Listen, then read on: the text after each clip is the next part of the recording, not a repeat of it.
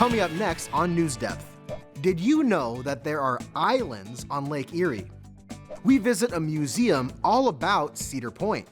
We meet some horses helping people build their strength and confidence. And we learn how to create a dopamine menu for when we're feeling down. NewsDepth is now.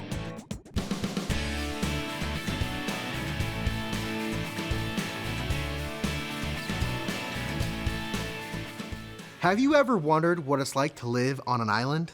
Hello everybody, I'm Gabriel Kramer, and welcome to our last episode of season 55 for NewsDepth. It has been a great year. I can't believe how much we've all learned together.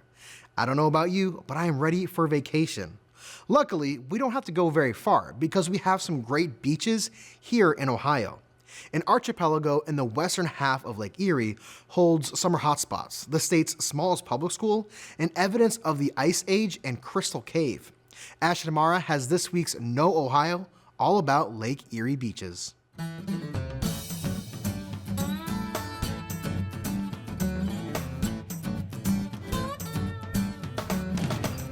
Today, we are talking about island life. And yes, we are still talking about Ohio. Okay, so maybe our islands aren't quite that tropical. But Ohio does have some pretty cool islands up in Lake Erie. Ohio's islands form an archipelago. Take a look. An archipelago simply means a group of islands. Now, not all of the islands are part of Ohio. The largest island in the group, as well as a few smaller islands, actually belong to Canada. However, Ohio does get to claim the majority of them. These islands are concentrated in the western part of Lake Erie, and that's because this side of the lake is actually much shallower than the eastern side. Way back during the Ice Age, a glacier carved out Lake Erie. As the glacier scraped by, it was able to cut more deeply into the softer rocks of the east than the harder rocks of the west. Some of those hard rocks resisted erosion so much that they stayed above the waterline. In other words, they formed our islands. You can find some of the best evidence of glacial movement in the rocks at Glacial Grooves State Park on Kelly's Island. Another rock you can visit on Kelly's Island is called Inscription Rock. As early as the mid-1600s, Native Americans left messages in the form of pictographs etched into this large limestone rock. You can still see some today. No one knows for sure what the messages mean, but some believe they contain information about hunting conditions or travel plans. For those of you who prefer a little sparkle on your rocks, you can find the world's largest geode on South Bass Island. A geode is a stone with a hollow space inside lined with crystals or mineral matter. And Crystal Cave in Put-in-Bay contains crystals up to 3 feet wide. On South Bass Island, you can also find Perry's Victory and International Peace Memorial. This giant column commemorates soldiers who fought in the Battle of Lake Erie in 1813. The battle was a turning point in the War of 1812. The monument also celebrates the lasting peace between the United States, Canada, and Britain. From the top of the monument, it's possible to see views of the other islands all the way into Canada. Today, Ohio's Lake Erie Islands are busiest during the warmer months. Tourists flock over on ferries to visit restaurants and attractions. But when the colder months come around, the ferry stops running regularly and many businesses shut down. But there are some hardy folks who live on the islands year-round. In fact, the smallest public school in Ohio is located on South Bass Island in Put-in-Bay.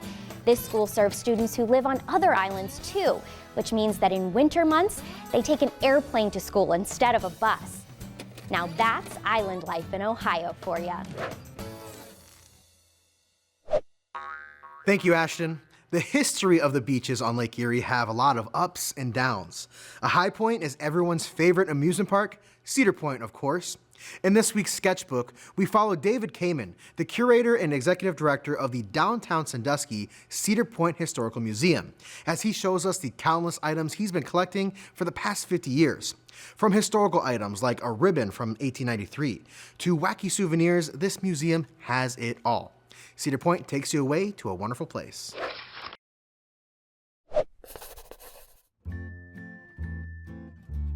Good day, and thank you for coming to the downtown Sandusky Cedar Point Historical Museum. My name is David Kamen, and I have the pleasure of being the curator and executive director of this museum. Over the last 50 years, I have been in love with Cedar Point, and I have amassed a tremendous amount of different Cedar Point memorabilia.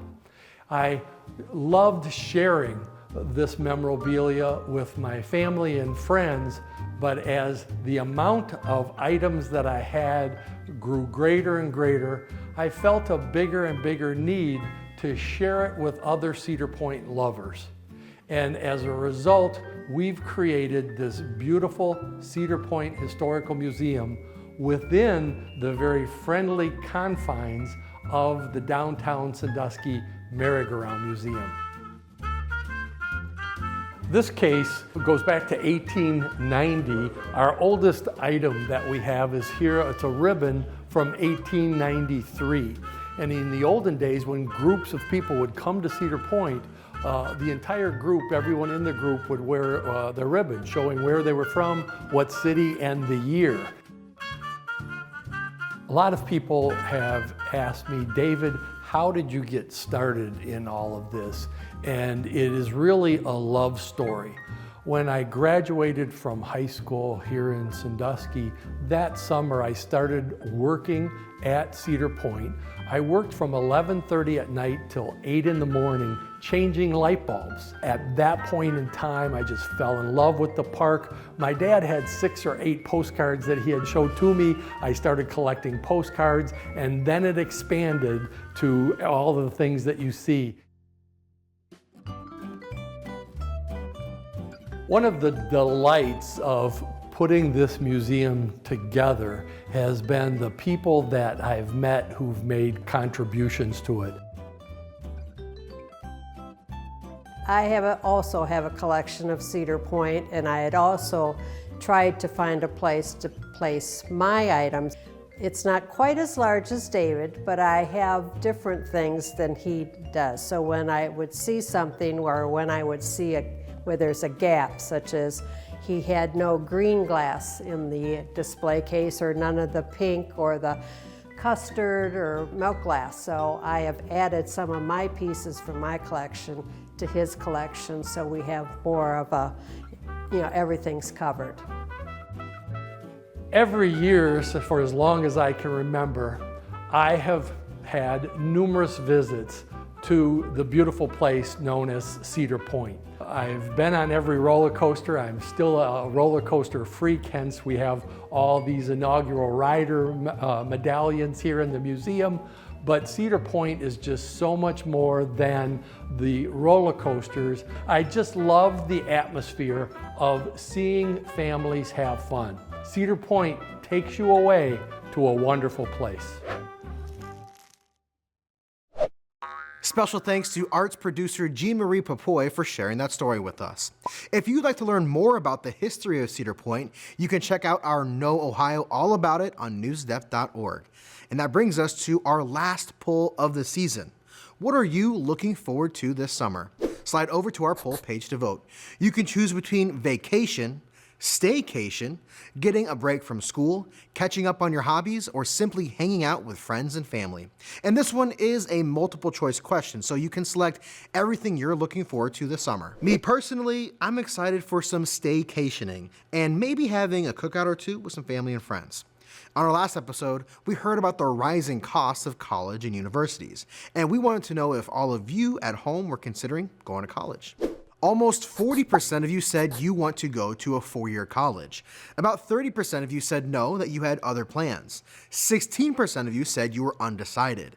8% reported you were thinking of getting a 2-year degree, and another 6% of you said you were considering going to a trade school. Thank you all for voting. Okay, now hold on to your horses. We've got some more stories coming up.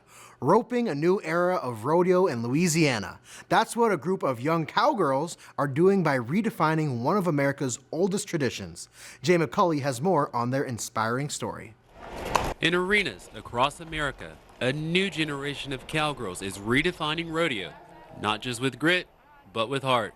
Just having this community, like we're all competing against each other, but we're all friends at the same time. Young Macy McBride has big dreams. I want to make it to the national finals in the breakaway roping because that's my favorite event. Barrel racing has long been the standard, but now these girls are riding straight into history. Because now they've opened up the breakaway to be in the pro rodeos, and I'm really excited about that. For Ava Williams, it's more than a sport, it's a legacy. My mom, she rodeoed her whole life, and then whenever I was born, I just love horses. Her mother taught her the value of hard work and structure, lessons she lives every day. In the mornings, feed horses before I go to school, and then whenever I get back from school, we feed horses, ride horses. It's a lot, but it's fun. Reese Chafin competes in barrel racing and pole bending.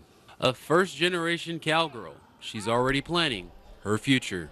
Just want to keep improving right now, keep getting better. In the future, I want to train horses. That journey starts with her horse, Bailey, a bond she built from the ground up. The one I have right now, I trained her. When I got her, she didn't know anything. So I've got a strong connection with her. She's taught me, I've taught her. It's important to have a bond with your horse. If you don't, then you ain't got nothing. All three girls competed in this year's DeRitter Junior High Rodeo. The top 15 teams will move on to state finals. And if they place there, it's on to nationals in Des Moines, Iowa. And McBride hopes her run is doing more than winning buckles. I'm really hoping I'm inspiring some 3-year-old who wants to row. And I've had girls who come to me like, "You're so cool, you're a breakaway roper." And I'm like, that makes my day sometimes. Just you can see how inspired they are. Those cowgirls are great role models. Thanks for the story, Jay. Since it's our last episode of the season, I think it's okay if we horse around a little bit. Kingsport, Tennessee hosted its first ever hobby horse derby, proving that you don't need a real horse to race, just a stick, a little imagination, and a whole lot of energy. Samantha Allen has a look at the fun and unique event. Woo-hoo! Go, go, go! Hobby horsing, yes, riding a stick horse, is taking center stage at the Allendale Mansion. From barrel racing to jump courses to a mini arena for the youngest riders, there's a little something for everyone. And with food trucks and family fun on site, this derby is less about speed and more about smiles. I don't feel like winning. I just think I'm just gonna do good. I'm gonna be like good but not bad. Not super good but not super bad. On the internet, I saw a video of someone at the Hobby Horsing Championships, which is an event that occurs every year. Allendale is that old horse and cattle farm, and I thought this is something that we could do, a silly little thing for the community to enjoy. The event was held Sunday afternoon with different races for kids, teens, and adults. My mom asked me, she's like, "You want to sign up for hobby horsing?" I'm like, "Yeah, sure. It's fun." It's my first competition that I've ever been to, so. Plan on doing more? Whether you're in it to win or just in it for the laughs, the Hobby Horse Derby is for riders of all ages. Thank you, Samantha. Camp Cheerful, located in Strongsville, Ohio, opened as Ohio's first camp with recreation programs for children with disabilities in 1947. Today, children and adults with physical, developmental, and sensory disabilities can take part in and benefit from various activities and programs. One program they have is therapeutic horsemanship. Therapeutic horsemanship is a form of therapy that involves activities with horses to help with a person's physical and mental health. When used as physical therapy, like with adaptive riding, the motion of a horse can be therapeutic since they mimic the normal movement of human walking. This can improve flexibility, balance, and muscle strength. Thanks to this program, anyone with a wide range of abilities is able to ride a horse. Want to learn more? Great, because we have a spot on science all about it. Check it out.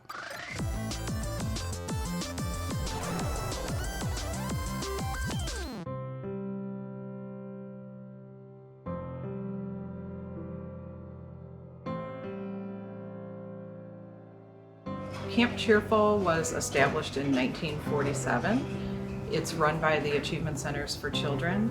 We have 3 locations, one in Westlake, one in Highland Hills, and Camp Cheerful here in Strongsville.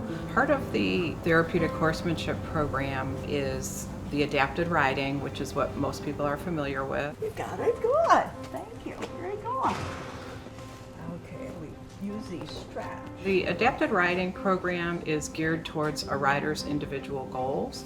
So although the rider has disabilities, we gear the lesson towards what their goals are. So for some, it may be following directions. It may be improving their posture and sitting up tall. Some of them may be sequencing, building some self-confidence, that sort of thing. I tell them, walk on. Walk on. Good. And you're going to turn left and go down the... Well, I had her at 24 weeks. She was in the incubator. They gave me a 50% chance of her going to live or not. So that's why I named her Miracle May. And when she was in the NICU, we called her M&M. Get ready for 2 point, hands on the neck, push yourself up, eyes up and ahead. Awesome, well done. It started when she was younger, and then we stopped for a while. And then she had to have surgery, but now we're back, and she's all excited. Good, shoulders back, very good. Straight. Good. Well, I mean, I think everybody who comes here as a volunteer will say, this is our happy place. We do a lot of the things you saw Miracle do, you know, because this helps with balance. To go around a barrel, you have to keep yourself balanced as the horse kind of tilts and use muscles to keep themselves upright. 3, 4, 5. And point to your horse's ears for 5. 1, 2, 3, 4, 5. I was doing an intake and the child was on the horse. He was about 4. And we asked the riders to tell their horse to walk on, to go, and to say whoa, to stop. And the child was saying, you know, I said, say walk on, and the child said walk on. And I looked over and the parent that brought the child was crying. And I went over and said, is everything okay? And she said, he has never spoke. Those were his first words. I still get choked up saying that because it was so exciting for them.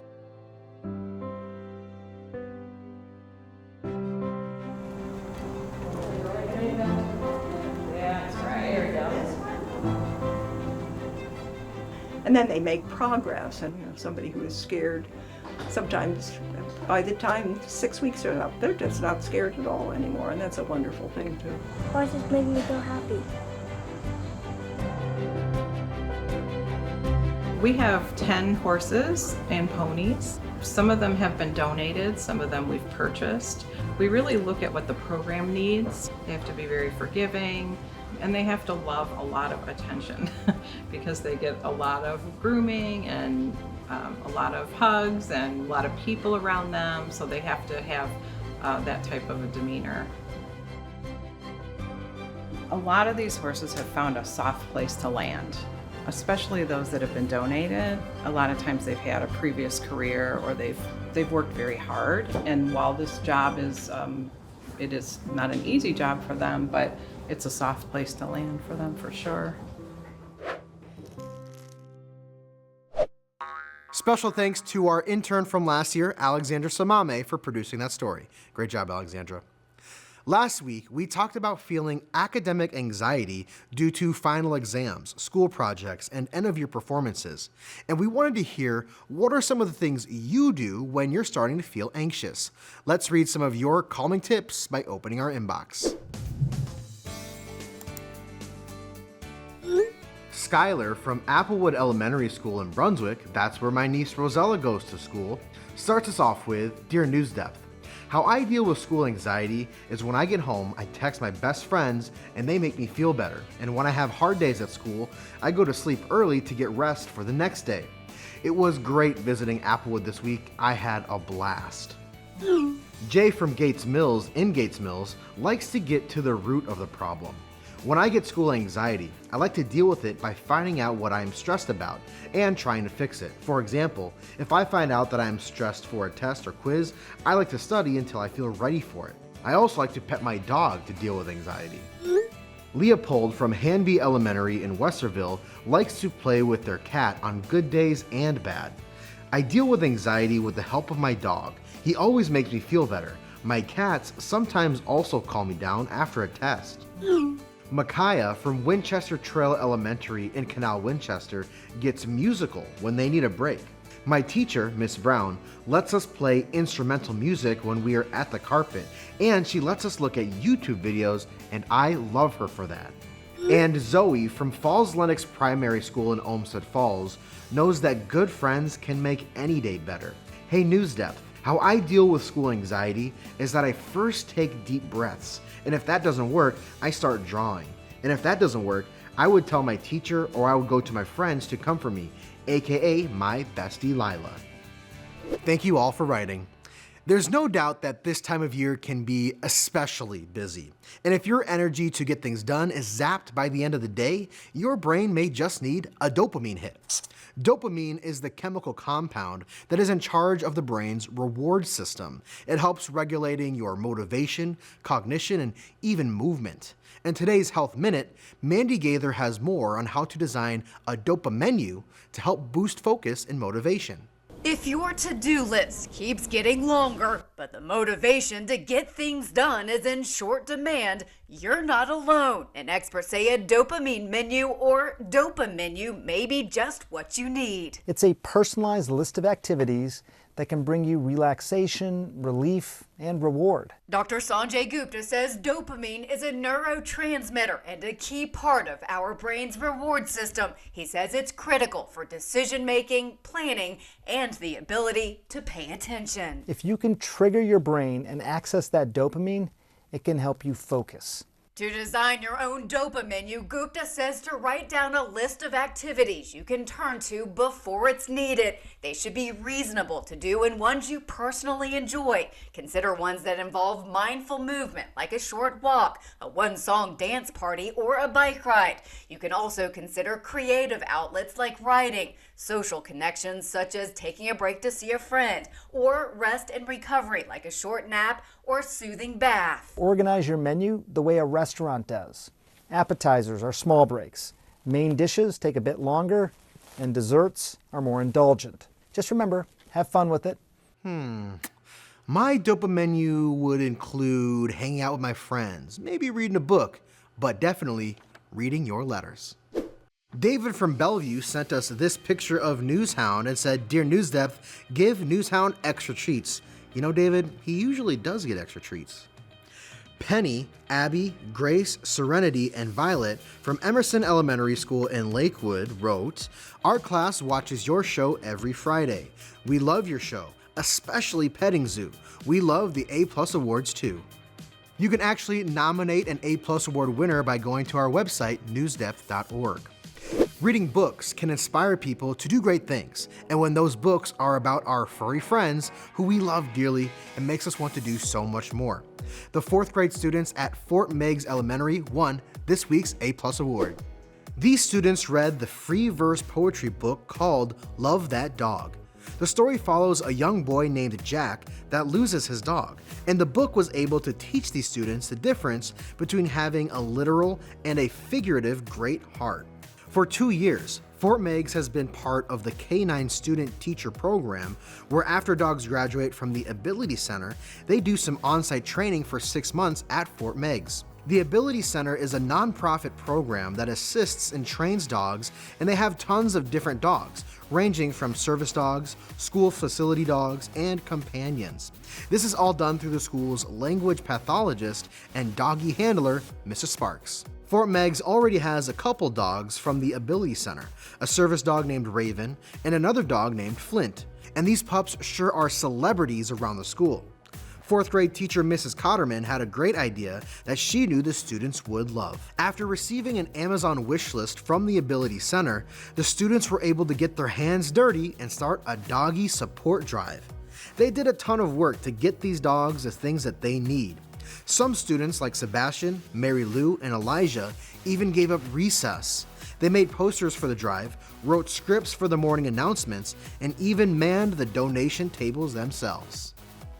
Those students sure know what it means to be a doer, and they were super proud of how much they were able to donate. While learning how to foster and give back, they filled up 8 boxes with doggy treats, toys, training equipment, beds, crates, and medicine. Great job, Fort Meigs, for showing what it means to have a great heart. Okay, I think that's Newshounds Q. I hope he's ready with a good petting zoo story.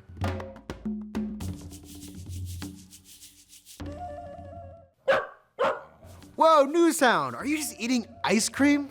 Is that 2 scoops of my favorite flavor? And you didn't invite me? You better save me some. Well, what story do you have for us today? Oh, it's a story about a therapy dog that got his own children's book? To check out the complete story, you can visit us at newsdepth.org. Thanks, Newshound. What's going on? Oh, you have our write to us for this week. For our last write-in of the season, Newshound would like you to write a book about him. Students can share their stories using our inbox form on our website or by sending us an email to newsdepth@ideastream.org. And that is a wrap for this season of NewsDepth. Teachers, we'd love to hear how we did. To share your feedback with us, you can fill out the end of season survey linked at the bottom of this episode page. And students, you know we always want to hear from you as well, and there are plenty of ways for you to stay in touch with us. You can write to us. We're at 1375 Euclid Avenue, Cleveland, Ohio, zip code here 44115. Or you can send us an email at newsdepth@ideastream.org. Plus, you can catch all of our special segments on YouTube. Hit subscribe if you're old enough so you don't miss out on any of our new videos. Before saying goodbye, I want to thank you all for tuning in each week. I do a lot of different things for my job at Ideastream, but my favorite, absolute favorite, is hanging out with all of you. Thank you for joining us. I'm Gabriel Kramer. We'll see you right back here next school year. See you around.